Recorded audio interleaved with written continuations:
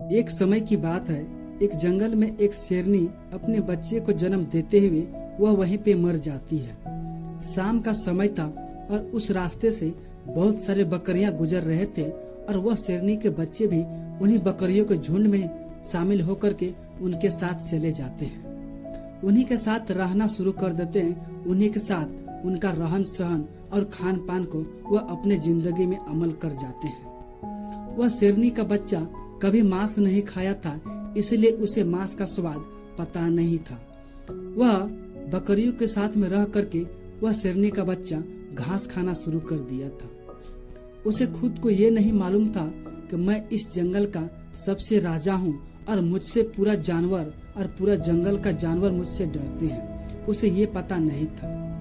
कुछ दिन बीतने के बाद वह शेर का बच्चा भी बड़ा हो चुका था और जवान हो चुका था।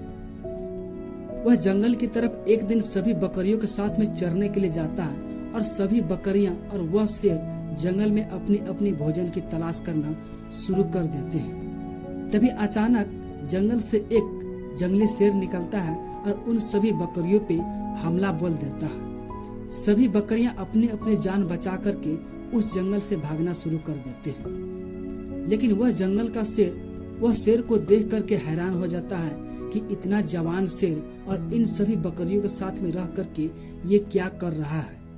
वह ये सोच करके परेशान हो जाते हैं। लेकिन अगले दिन फिर वहाँ पे उन सभी बकरियों के साथ में वह शेर वहाँ पे देखता है उस शेर के, तो उनसे बात करने की काफी कोशिश करते हैं।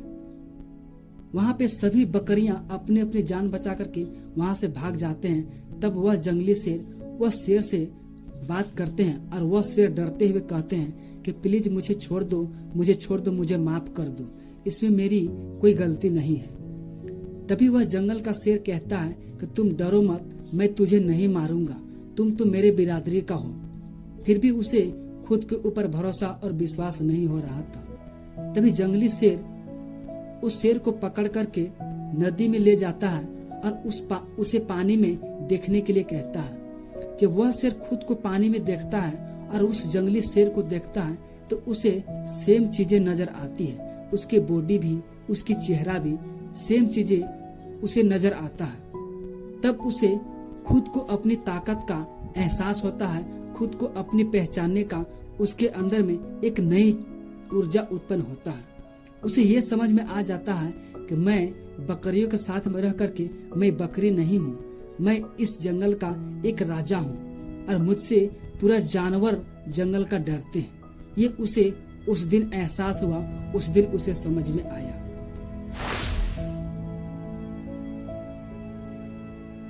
दोस्तों, इस छोटी सी कहानी से हमें बहुत बड़ी सीख मिलती है। अगर हमें जिंदगी में सफल होना है तो हमें उन लोगों के साथ कभी नहीं रहना होगा जो आपको सिर्फ समय बर्बाद करने की बातें करते हैं।